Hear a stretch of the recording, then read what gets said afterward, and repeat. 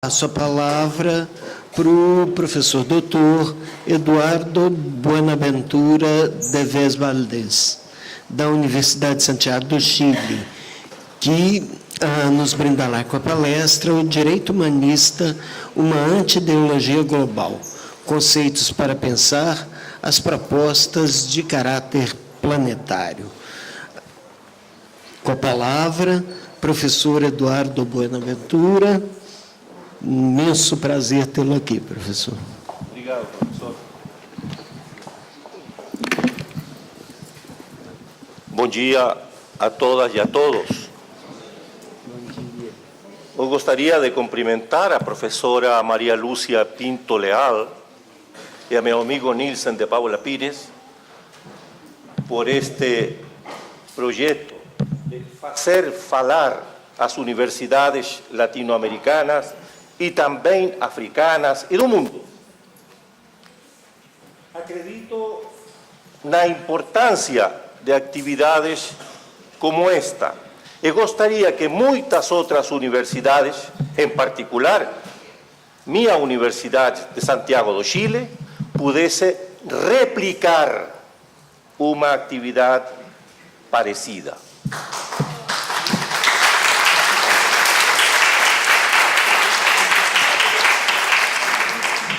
Eu vou ser populista e gostaria que todos vocês estejam no Chile dentro de umas semanas ou meses. Mas não acredito que seja possível. Acredito que é uma muito boa forma de potenciar redes intelectuais e possibilitar assim também o contato entre a intelectualidade, as ONGs, os movimentos sociais, a diplomacia e a política.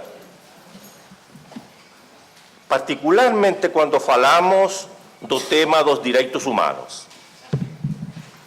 Agora, eu gostaria de plantear minha palestra no marco das atividades do Instituto de Estudos Avançados da Universidade de Santiago de Chile, um instituto parceiro do CEAM-UNB. E vou falar em espanhol agora. En las palestras que escutamos ayer, ontem y hoy, numerosas personas hablaron de los problemas de teoría, de los problemas de conceptualización, de las maneras en que los discursos nos enganan, en las maneras en que los portavoces del poder nos transmiten su pensamiento y nos impiden pensar de manera autónoma y lúcida. Yo no trabajo sobre derechos humanos, yo trabajo sobre estudios de las ideas y quiero falar dos direitos humanos como un problema de ideas, no como un problema de fatos. Y para esto quiero contar para vocês brevemente la existencia no Instituto de Estudios Avanzados de la Universidad de Santiago de Chile de un programa de estudio de las ideas en gran parte sustentado sobre la base de proyectos CONICIT-FONDECIT, digamos para vocês, CAPES, digamos CNPq, digamos etcétera, instituciones de pesquisa nacional estadual. Acabamos de terminar con el profesor Fernando Estensoro, con el profesor César Ross y con el profesor Raúl Bernal Mesa, aquí presentes, un gran proyecto de pesquisa sobre circulación das ideas na bacia do Pacífico, con artigos sobre China, sobre Corea, sobre Australia, sobre Filipinas, no un artículo por cada país, sino artículos que juntan varios países, sobre Vanuatu, sobre Fiji, sobre Tonga, sobre Filipinas, sobre Indonesia.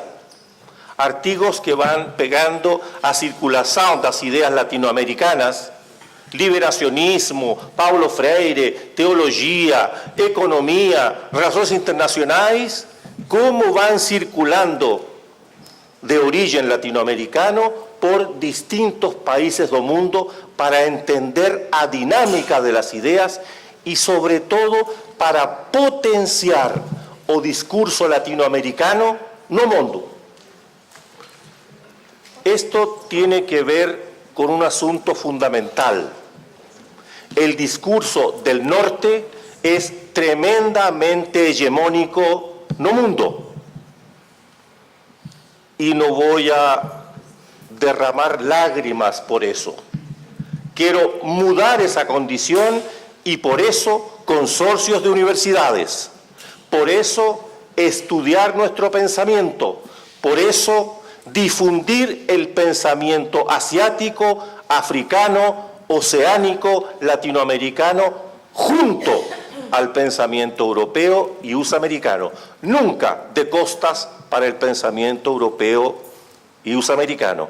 Voy a pedir a Hanna si puede, Hanna, por favor, distribuir estos libros para que circulen, de manera que a señoras y a señores, y que voten, evidentemente.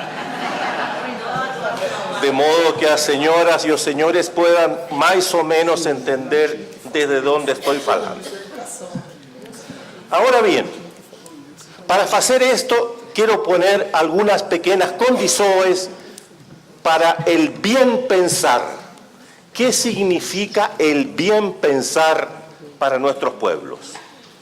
Lo primero, y es una cosa obvia, todos tenemos que pensar con lógica, con método y con honestidad intelectual, mesmo si no estamos de acuerdo exactamente en qué significa esto.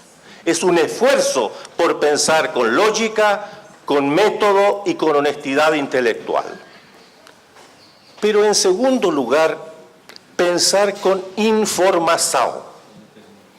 Y mi convicción de mis alumnos, a partir de mis alumnos y colegas de la Universidad de Santiago de Chile, es que la intelectualidad latinoamericana prácticamente no sabe nada de la realidad africana, asiática, oceánica. En primer lugar, porque para nosotros parece que no es interesante. Y para que nos ocupamos de las ideas, porque pareciera que en África, en Asia y en Oceanía no se piensa. Mesmo que en América Latina prácticamente no pensamos y que solo se piensa en el norte. Hay que ver, es necesario ver las bibliografías de los trabajos que todos realizamos y de los cursos, de las cátedras de nuestras universidades para ver la desproporción en el origen de las citaciones. El profesor Barros recién mencionaba a Sheikh Anta Diop, a Leopold Senghor, a Amílcar Cabral y a Samir Amin. Pregunto para vosotros, ¿cuántos de vosotros conocen no la existencia? Imagino que no todos conocen existencia. ¿Cuántos conocen algún libro, algún artículo, alguna idea de esos autores? Ahora bien, ahí está Samir Amin. Por allí van libros sobre pensamiento africano, sobre pensamiento periférico, etc. Es sobre eso que estamos trabajando mucho no Instituto de Estudios Avanzados de la Universidad de Santiago de Chile, y sobre eso nos gustaría también hablar más hoy en la tarde y ver cuáles son las propuestas de voces para dialogar sobre eso. Me interesa mucho también la noción de pertinencia en el pensamiento. Pensar bien significa pensar con pertinencia. Esto significa no solamente pensar con mucha información, sino con información que pueda permitir verdaderamente incidir sobre nuestra propia realidad. Y para esto es imprescindible tener información y pensamiento no solamente latinoamericano, sino también de las otras regiones periféricas con las cuales compartimos muchas cosas. No todas, no todos los problemas asiáticos o africanos son los mismos que latinoamericanos, y América Latina no es homogénea, como también no es homogénea Asia o África u Oceanía. Pero hay muchas cosas parecidas que no conocemos sistemáticamente, sino solo imaginamos. Conocer con pertinencia significa acrecentar de manera muy importante la bibliografía que estamos utilizando. Bien, todo esto para hablar algo del derecho humanismo, no los derechos humanos, sino del pensamiento sobre derechos humanos. Y cómo este pensamiento se ha transformado en una ideoglobía. Quiero decir ideoglobía para distinguir de ideología. Y presento el resumen de mi palestra y el profesor me dirá cuándo se acaban mis 25 minutos y punto. En el marco del aumento de la conciencia planetaria y hasta la obsesión que todo asunto se convierte en global, doenças, seguridad, contaminación, agua, migraciones, terrorismo, entre otros, las ideas sobre asuntos mundiales han proliferado en las últimas décadas, potenciando así formas de pensamiento nuevas o renovadas que ofrecen propuestas para una mejor convivencia global. Para este género de ideas he elaborado la expresión ideoglobía. Las ideoglobías se definen por ocuparse de la dimensión planética, planetaria, incluyendo allí al conjunto de los seres humanos y los estados-nación, los organismos intergubernamentales e internacionales y las agrupaciones más diversas, e incluso, en algunos casos, de todas las formas de vida sobre el planeta. Así, deben tener en consideración una pluralidad inmensa de agentes de variado género, tamaño y poder, con diferencias étnicas, culturales, de organización política, de economía, de geografía, etc. La noción ideoglobía se presenta en tensión, aunque también en traslape, con ideología. Y llamo ideología las clásicas: liberalismo, socialismo, neoliberalismo, aprismo, justicialismo, entre otras.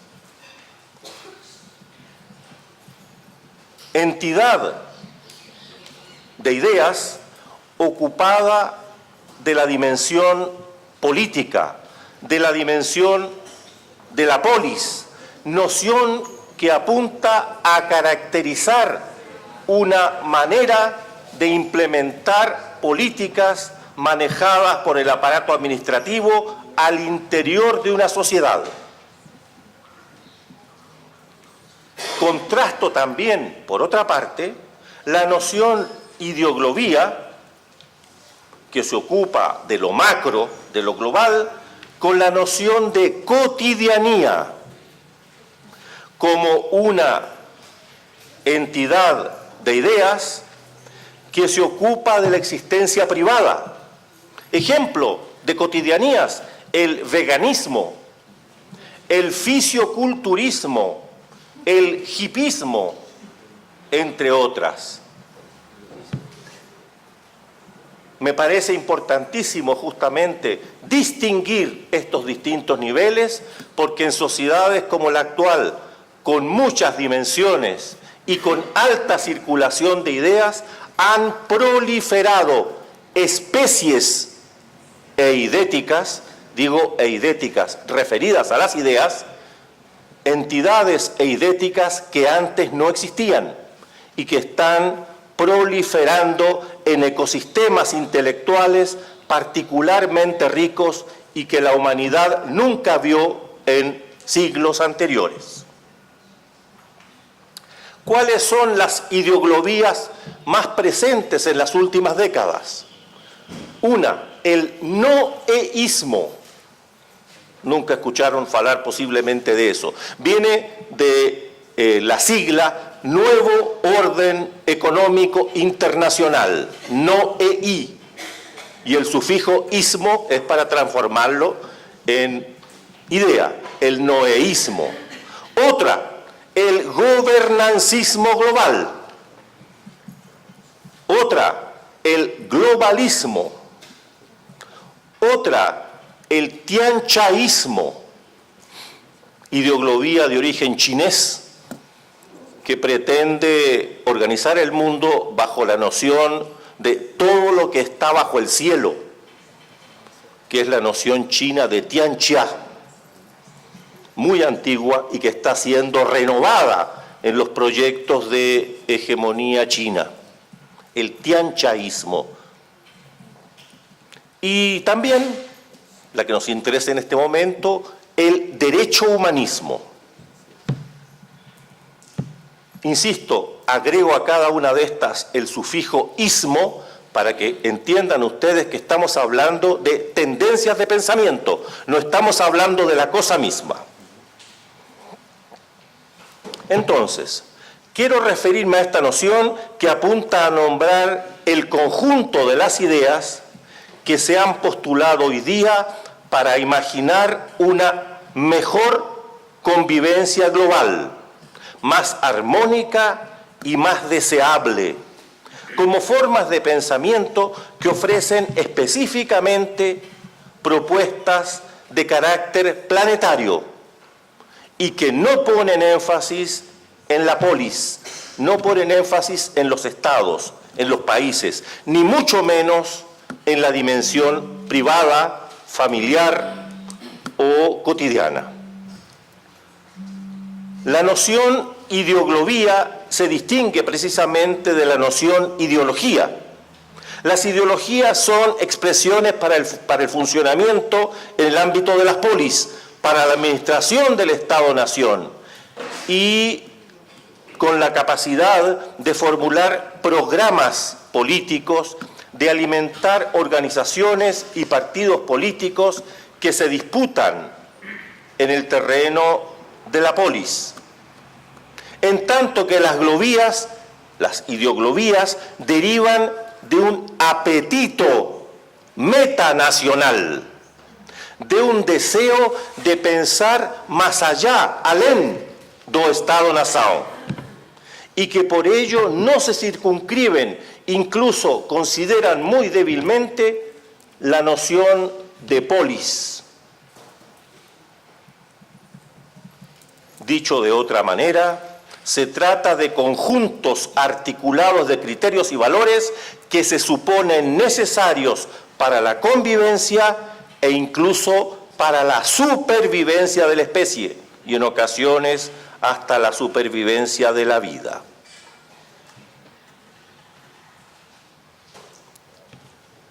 ¿Qué entiendo por derecho humanismo, por derecho humanismo? Entiendo por derecho humanismo una entidad eidética, una entidad de ideas, que se estructura en torno a la noción derechos humanos como núcleo y articulando en torno a esta elementos de diversas otras tendencias, o estado de bienestar, o liberalismo político, algunos aspectos del ecologismo, algunos aspectos de las teorías del género y cuestiones de derecho internacional.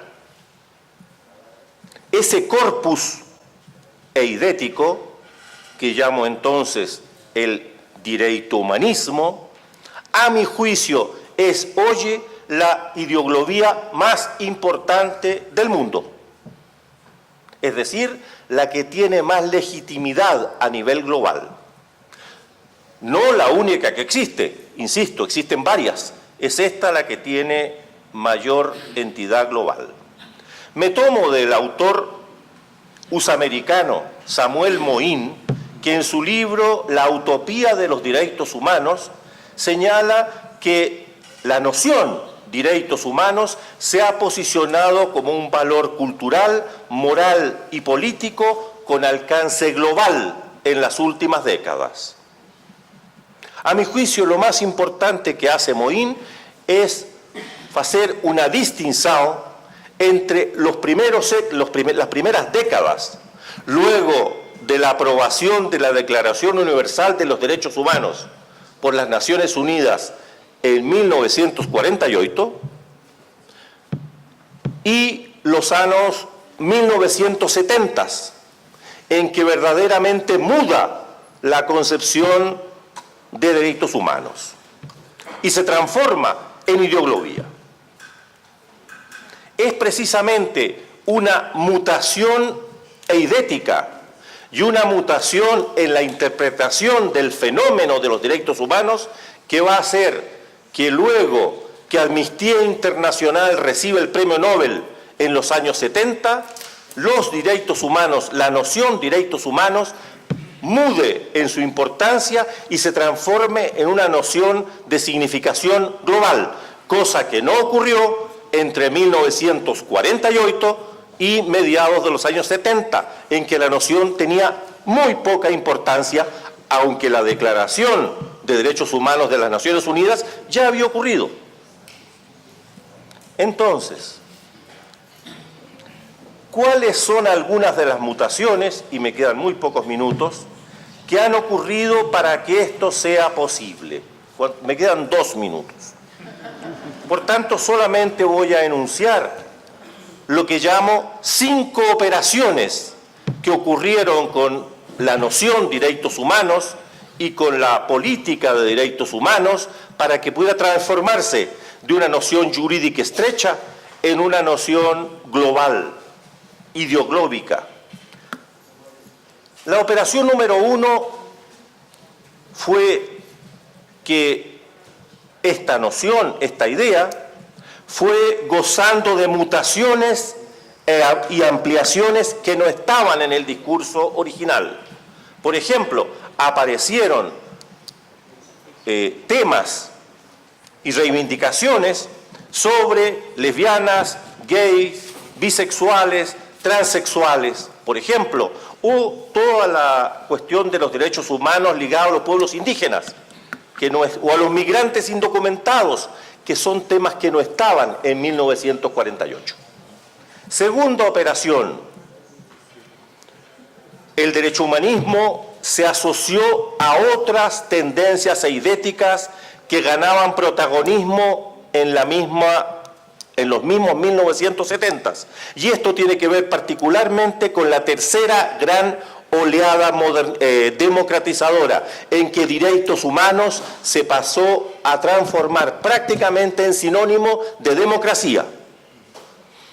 Una tercera operación, esta noción se transformó en parte de la mentalidad de toda persona que salía de la universidad en Europa, Estados Unidos y en sus periferias más cercanas, como América Latina, pero también en cantidad de intelectuales y estudiantes africanos y asiáticos que concurrieron a los países del centro para hacer estudios y para morar y trabajar allí. En cuarto lugar, esta noción de derechos humanos, el derecho humanismo, fue ganando protagonismo cuando otras nociones importantes tendían a desaparecer. Por ejemplo, la noción de socialismo bajó su protagonismo luego de la caída del muro de Berlín, o la noción descolonización bajó su protagonismo una vez que los pueblos asiáticos y africanos y oceánicos se independizaron. Al bajar algunas nociones, el derecho humanismo subió en el protagonismo. Y por último, esta noción permitió también reivindicar formas muy variadas de prácticas mixtas y no excluyentes, donde distintos agentes podían considerar la noción de manera diferente, pero podían actuar todos como parte de un gran movimiento global, en el cual el derecho humanismo no tenía ortodoxia, sino que cada grupo podía interpretarlo de una manera diferente. Y esto permitía hacer sentir que somos parte de un gran proceso global, mismo si entendemos los derechos humanos de manera diferente. Esto no ocurrió antes, a mi juicio, con otra ideología. Por eso se pudo transformar en una noción global.